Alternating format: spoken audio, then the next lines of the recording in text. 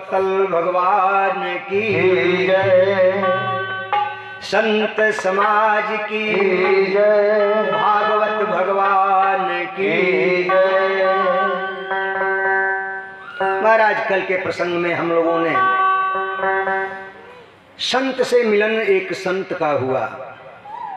नारद जी संत हैं, उनका मिलन सनकादिकों से हुआ। व्यथित नारद जी घूमते हुए सारे लोकों से होते हुए मृत्युलोक में आए। शांति की तलाश है। शांति की तलाश में नारद जी का आगमन है मृत्युलोक में, और मृत्युलोक में चारों तरफ घूमते हुए गृहस्थों के घर तक नारद जी जा रहे हैं। मृत्युलोक में जहां शांति ही घूमती थी, घर घर में भक्ति होती थी, हृदय हृदय में भक्ति रहती थी, आज वही नारद घूम घूम करके देख रहे हैं। सभी लोग अपने आपस में ही, कुटुंब में ही लड़ते हैं। सभी लोगों का भाग्य छोटा हो गया है, आयु छोटी हो गई है, सभी लोग आपस में ही परेशान हैं। जाते हैं गृहस्थों के घरों में। कल का प्रसंग हम लोग यही विश्राम दिए। नारद जी के मन में यह भाव आया, गृहस्थों के दरवाजे पर जाते हैं। पुरुष एक कोने में बैठा है, महिला के इशारे पर ही कार्य हो रहा है। उन्होंने देखा जहाँ नारायण पूज्य रहते थे, जहाँ पुरुष वर्ग पूज्य होता था, स्त्रियां पत्नियां पुरुष के इशारे पर ही काम करती थीं। आज वही घर, वही गृहस्थ का घर, एक कोने में पुरुष बैठा है और स्त्री के इशारे पर वह कठपुतली सा नाच रहा है। यह कैसे, क्या कारण बना? तो देखता है अपने भाई से, अपने देखते हैं नारद जी अपने भाई से, अपने कुटुंब से, अपने माता पिता से सबसे विलग होकर के उस कामिनी के ही काम पास में फंसा हुआ, जैसे मदारी का बंदर होता है, उस बंदर के समान वह नृत्य कर रहा है। किसके इशारे पर? तो अब उसका मालिक कौन बन गया है? तो कल हम लोगों का प्रसंग भागवत से यही रहा। नारद जी बता रहे हैं सनकादिकों से कि तरुणी प्रभुता गे, तरुणी प्रभुता गे, श्याल को बुद्धिदायक। स्त्रियों का प्रभुत्व हो गया और साले ही विचार देने वाले हो गए, राय देने वाले हो गए। अब उसका चलता नहीं है। स्त्री कहती है जो हमारा भाई कहेगा वही होगा, आप जो कहेंगे वो नहीं होगा। आप कहते हैं, पुरुष कहता है हमारा भी भाई है, वो भी जो कहेगा वही होगा। वो कहती है कि तुम्हारा भाई तो केवल पैसे की तलाश में रहता है, और उसका भाई। कल यही प्रसंग हम लोगों का हुआ। कहते हैं नारद जी सनकादिक ऋषियों से कि महाराज, जैसे सनकादिक ऋषि कह दिए हों कि महाराज अरे गृहस्थों के यहाँ कोई खटपट रहता है, आश्रमों में क्यों नहीं चले गए? उन्होंने कहा कि हमको बताना नहीं है, हम आश्रम में भी गए थे। आश्रमों की क्या दशा है? हम जब गए पूछे, बोर्ड लगा था। हम मौनी बाबा का बोर्ड देख करके गए कि शांति वहां होगी जहां मौन है लोग। गृहस्थों के घर में कलह हो गया, पुरुषों का संप्रभुत्व था, स्त्रियों का हो गया, अपने भाई कुटुंब का संप्रभुत्व था, अब ससुराल का संप्रभुत्व हो गया। तो यहाँ से शांति उठकर शायद आश्रमों तक चली गई हो। तो हम मौनी बाबा का बोर्ड पढ़ करके गए। हमें यह हुआ शायद हमें दिख नहीं रहा है, क्योंकि वहाँ बड़ा कोलाहल सुनाई दे रहा था। उस कोलाहल को सुन करके हम पूछे बगल वालों से, ये आश्रम किसका है? लोगों ने कहा ये मौनी बाबा का है। मौनी बाबा का आश्रम में इतना हल्ला, जहां मौन व्रत धारण किया गया है और वहां हल्ला हो रहा है, लोग लड़ रहे हैं आपस में। हमने उस आश्रम को छोड़ करके एक कलयुग का प्रभाव बता रहे हैं नारद जी। भागवत में हम कल पृथ्वी लोक पर गए तो सब धर्म के विरुद्ध ही कार्य देखने को मिल रहा था। हम देखे कि छोटे छोटे बच्चे खेल रहे हैं, तो हमने सोचा कि शायद शांति वहां हो, भक्ति वहां हो। हमने कहा ये आश्रम किसका है? तो यह आश्रम लोगों से पूछने पर पता चला ये बाबा ब्रह्मचारी का है, बाल ब्रह्मचारी बाबा का ये आश्रम है। ये बच्चे किसके हैं? तो ब्रह्मचारी जी के। अब आप बताओ। नारद जी ने बताया कि हम अपना सर ठोकते हुए जब ब्रह्मचारी के बच्चे हो गए और खेलने लगे, एक नहीं कई कई बच्चे दौड़ रहे हैं, तो हमने कहा कि ये क्या हो गया, ब्रह्मचारी के बच्चे कहां से? हम आगे बढ़े, देखे तो ट्रक लादा जा रहा है, गाड़ी से गाड़ी सामान लादा जा रहा है। हमने सोचा शायद शांति यहां आ गई हो। हमने कहा ये आश्रम किसका है? लोगों ने कहा कि त्यागी बाबा का। ये त्यागी बाबा का आश्रम है। जब त्यागी बाबा है तो ये सामान कहां लादा जा रहा है? तो ये दूसरे आश्रम पर कब्जा कर लिए हैं, ये आश्रम से सामान ढोकर अपने आश्रम को ले जा रहे हैं। वो कैसा त्यागी बाबा? जब दूसरे का अतिक्रमण करके सामान ढो ढो करके अपने घर ले जाए, वो त्यागी बाबा का है। क्या त्यागा? उन्होंने कहा कि हम भगे भगे पूरे पृथ्वी हर तीर्थों को छान मारा, सब जितने तीर्थ हैं सब में गया शांति की तलाश में, कहीं शांति मिली नहीं। महाराज भगे भगे हम वृंदावन में चले गए। शायद वृंदावन धाम भगवान कृष्ण का धाम है, उनकी वह भूमि है, वहां शांति मिल जाए, भक्ति मिल जाए। वहां जाते हैं तो हम एक आश्चर्य देखे।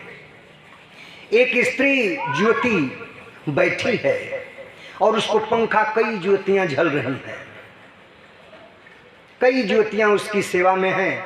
ध्यान से हम देखते हैं तो दो वृद्ध पुरुष उसके बगल में सोए हुए हैं और उनको बार बार उठाने का प्रयास कर रही है, और बार बार उठाने का प्रयास करती है, उठते नहीं है। बार बार वो रोती है, उठाती है, रोती है, उठाती है, लेकिन उठते नहीं है। हमने दूर से देखा, खड़ा होकर के कौतूहल बस हमने सोचा पास चलें। तब तक उस स्त्री की दृष्टि हमसे मिली, हम कुछ आगे बढ़ गए और वो देख करके रुदन करने लगी। रुदन करते हुए वह स्त्री ने कहा, भो भो साधो क्षणम तिष्ठ। हे साधो, हे साधो, हे संत भगवान, आप रुक जाओ, थोड़े समय के लिए ठहर जाओ, मेरी बात सुन लो। हम खड़े हो गए, पास चले गए। हम हाथ जोड़ करके पूछे, हे देवी आप कौन हो? और ये जो दोनों वृद्ध हैं ये कौन है? ये जो सेवा में सेविकाएं बनी हैं ये कौन है? रुदन करती हुई उसने कहा, मैं भक्ति, मेरा नाम भक्ति है। ये जितनी सेविकाएं हैं ये सब देव नदियां हैं, गंगा, यमुना, सरस्वती इत्यादि इत्यादि जितनी नदियां हैं वो सब मेरी सेविका बनी है। यह कह करके वो फफक करके रोने लगी, क्योंकि मेरा इशारा वो जो दो वृद्ध पड़े थे उनकी तरफ हुआ और वो रोते हुए यही कही कि महाराज इन दोनों के विषय में जो आप पूछते हैं तो ये मेरे दोनों पुत्र हैं, इनका नाम ज्ञान और वैराग्य है। महाराज ज्ञान और वैराग्य मेरे पुत्र हैं, बताइए आप संत हैं, होना तो यह चाहिए माता बूढ़ी हो और पुत्र नौजवान हो, लेकिन उल्टा हो गया है, हम नवजुवती हूँ और मेरे पुत्र ही वृद्ध हो गए हैं, अचेत पड़े हुए हैं। इनके कष्ट का निवारण करें। और हे महाराज, द्रविड़ देश में उत्पन्न, महाराष्ट्र में पाली गई, गुजरात में हमारा शोषण हुआ, भग करके वृंदावन तक चली आई। चलेंगे, वृंदावन कृष्ण का धाम है, कृष्ण की भूमि है, वहां हम पाली जाऊंगी, हमें आनंद मिलेगा। हमें भी वहां वृद्धावस्था घेर ली थी, लेकिन जब मैं वृंदावन में आई तो यहाँ की भूमि के प्रभाव से युवावस्था में ही आ गई। लेकिन अब भी मेरे पुत्र वृद्ध पड़े हैं, अचेत पड़े हैं, बगुला जैसा बाल हो गया है, सफेद सफेद दाढ़ी, बाल, झुर्रियां पड़ी हुई, चमड़ियां झुलसी हुई, हे साधु, हे संत, हे महाराज, आप अपना परिचय बताते हुए हमारा सहयोग करें। संत का हृदय तो महाराज नवनीत के समान होता है। संत तो दूसरे पर कृपा करने के लिए ही होता है। साधु चरित, गोस्वामी जी ने लिखा, साधु चरित शुभ चरित कपासु अनिरस विशद गुण माय फल जासु।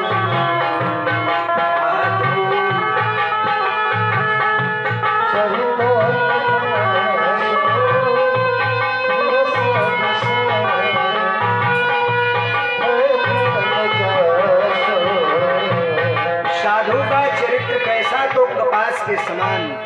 कपास से रुई निकलती है, कष्ट होता है, धुनी जाती है, पीटी जाती है, उससे वस्त्र बनता है। करता का है तो महाराज दूसरे के गुप्तांगों को ढकता है।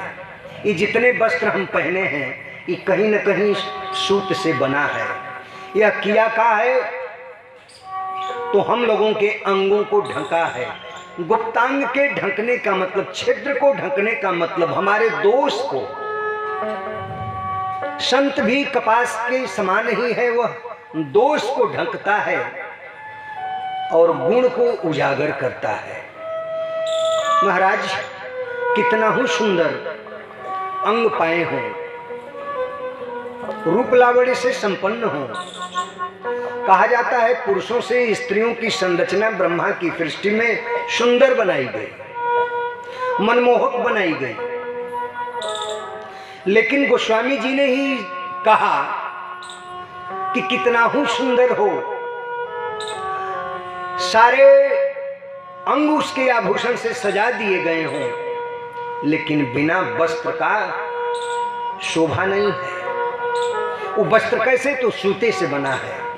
और संत का विशेषता का बताए, संत का तुलना किससे किए, तो वही सूता से। कपास की रुई निकाले, सूता बने, और वह क्या किया तो दोष को ढका। देवी कहती है, भक्ति देवी आप संत हो, कुछ उपाय करो। नारद जी देखे, उन्होंने कहा, हे देवी आप घबराओ मत। अरे आप तो वह हो जिसके वजह से नीचों के घर में भी भगवान चला जाया करते हैं। जो इसका पात्र नहीं होता है, आप जिसके घर में चली जाती हो वहां भगवान दौड़े दौड़े चले जाते हैं। इसी पर प्रसन्न होकर के आपसे नारद जी कहते हैं, आपसे हे भक्ति देवी, भगवान ने पूछा आपकी मनोकामना की बात। आपको भगवान ने आदेशित किया, आप भगवान की बात को मान करके भक्तों के हृदय में रहने के लिए जब जगह ले ली, भक्तों के उद्धार के लिए, तो भगवान ने आपकी सेविका बनाकर मुक्ति को दे दिया, ज्ञान वैराग्य को आपके पुत्र के रूप में दे दिया। हे देवी, ये कलयुग का प्रभाव है, यह आप का न दोष है न इस जगह का दोष है, दोष तो कलयुग का है। वृंदावन में थोड़े आज भी भक्ति जागृत है, भगवान से आस्था है, उस भूमि की महत्ता है जहां भगवान नंगे पैर घूमे हैं। इसीलिए तो संत कहते हैं, अरे वृंदावन जाने को जी चाहता है, वृंदावन जाने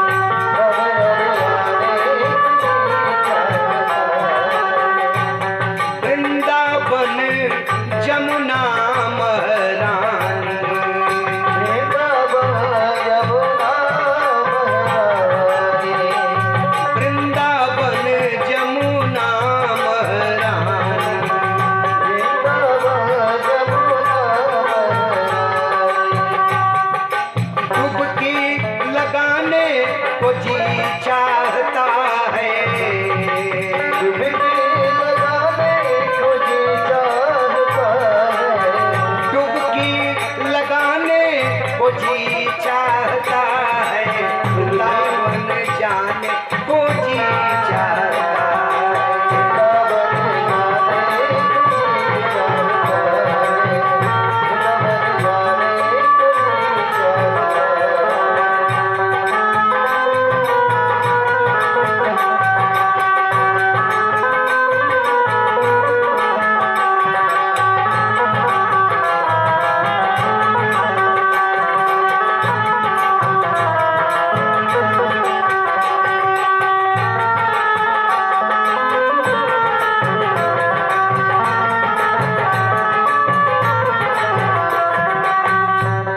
कहते हैं संत वृंदावन में कुंवर कन्हाई,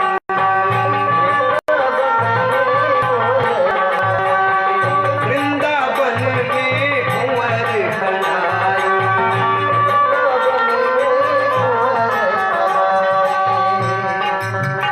कहाँ नैना लड़ाने को जी चाहता है,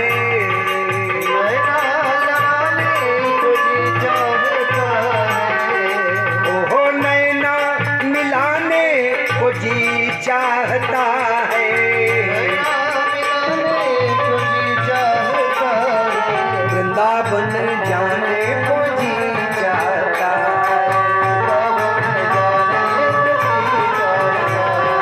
वृंदावन जाने को जी चाहता है,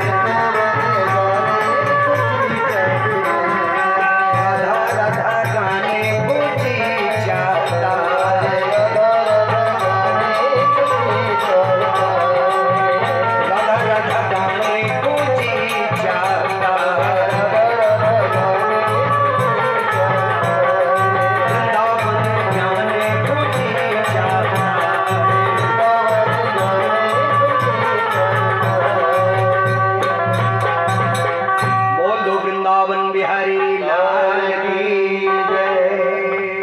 राधाजू सरकार की जय।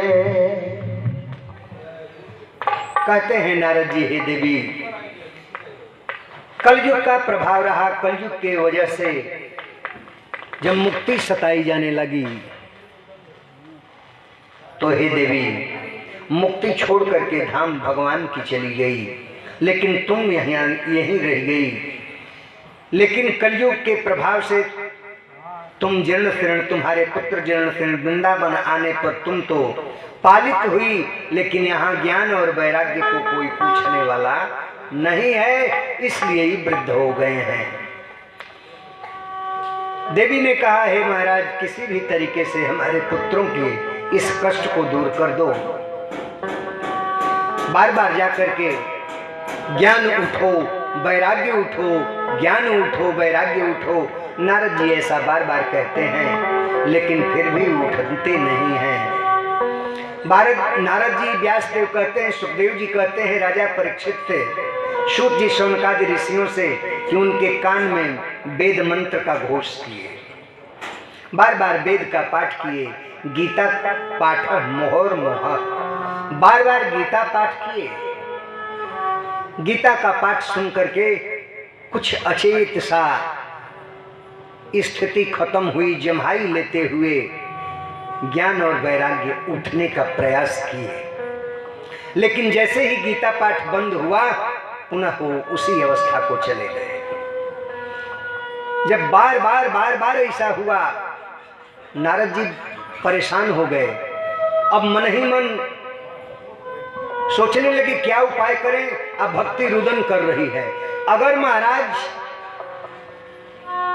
हमारे पुत्रों का कष्ट वृंदावन में भी दूर नहीं होगा तो अब हम कहीं अन्यत्र जाना चाहते हूं, अर्थात इस भारत भूमि को छोड़कर कहीं और चली जाऊंगी।